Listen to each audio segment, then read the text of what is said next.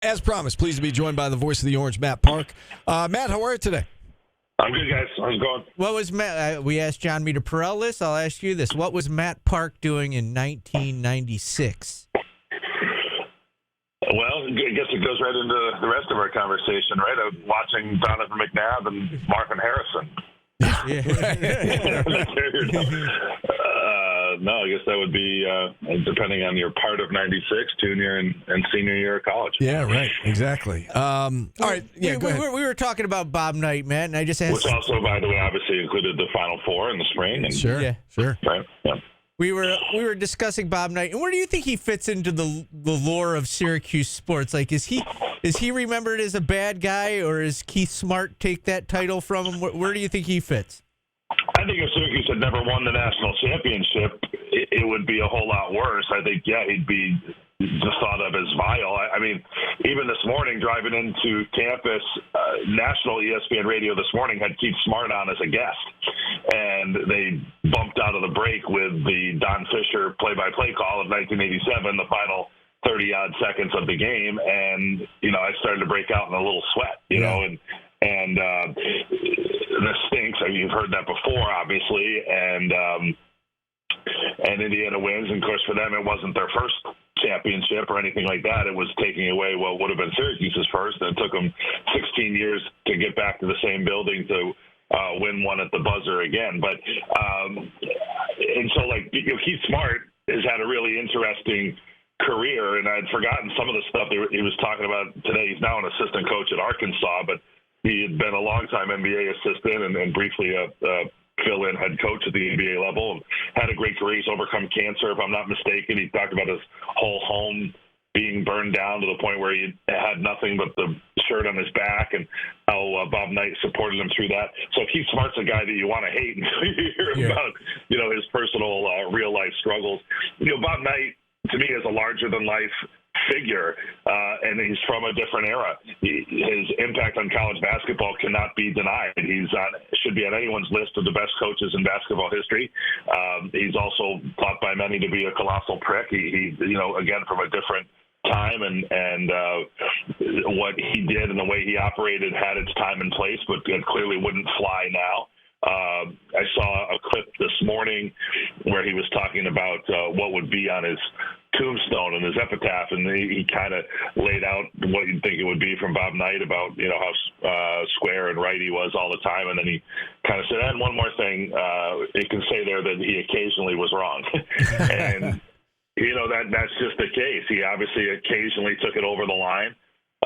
Epic rants at players and officials, and just some of the stuff where it just, again, in 2023, it seems so foreign that nobody really gets away with operating like that anymore. But his players would swear by him. There certainly was a time when his approach was the right approach and worked, and he's a leader of men, and there's a lot of really positive things that he's responsible for. Yeah, and to hear Coach Saddlein last night say that he came in and yelled at his team and they weren't even playing him last night is I've heard crazy. a bunch of stories like that.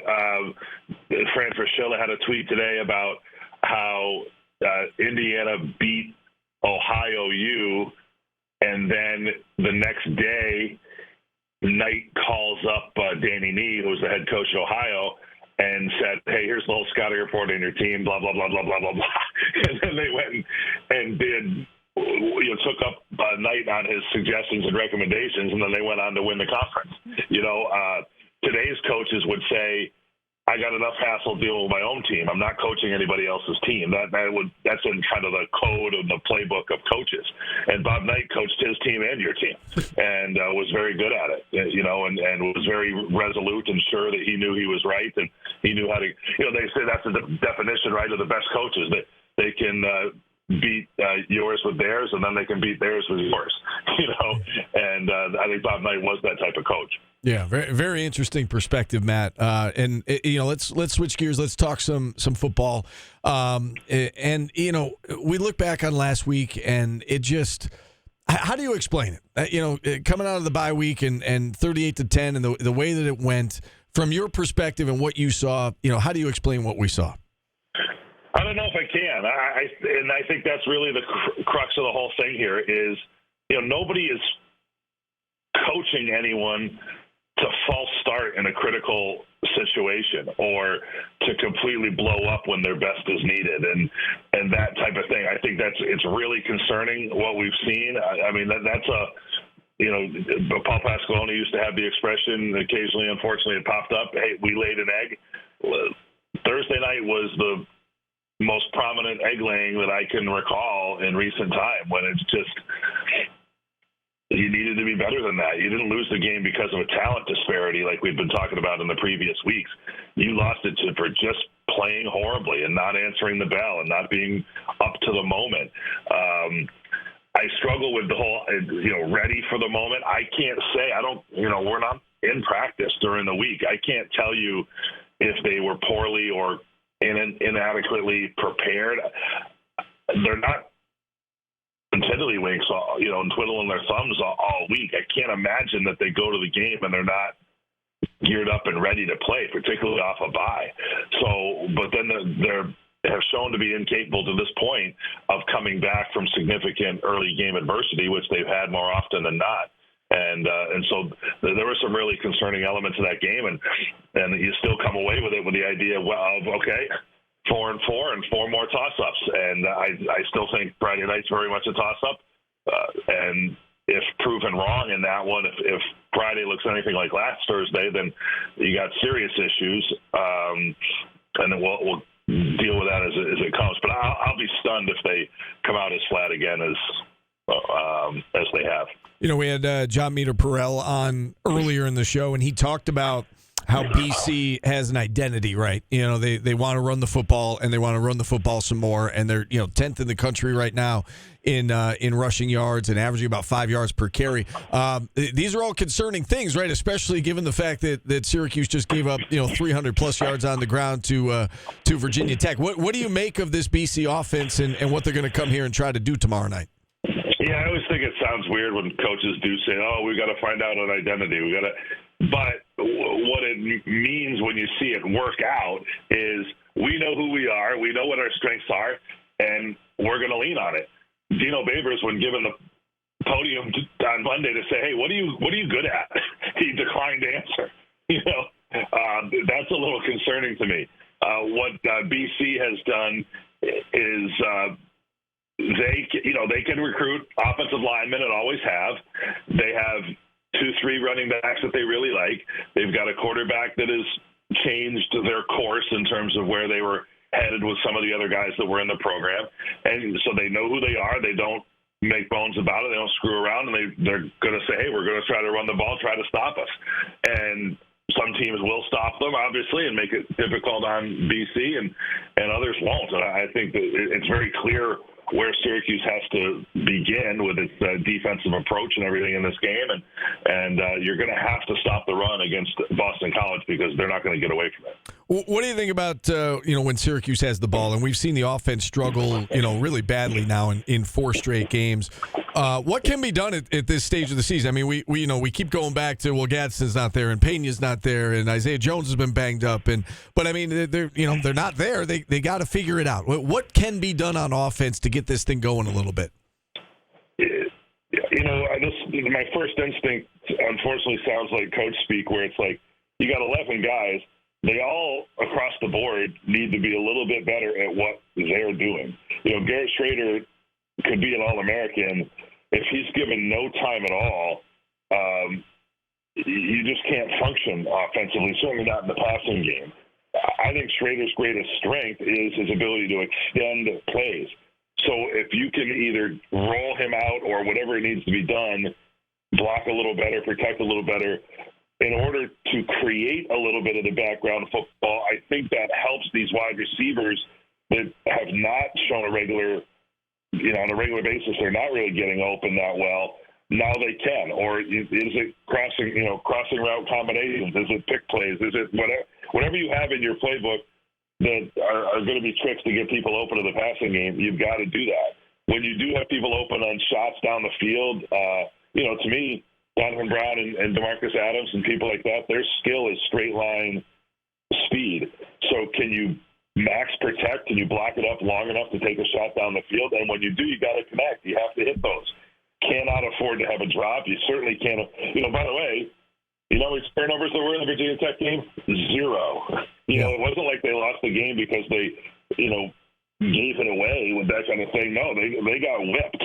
And and we've listed all the concerns. I think those are well chronicled at this point. So, obviously that goes without saying. You can't turn it over. I think the offense has got to be in there somewhere.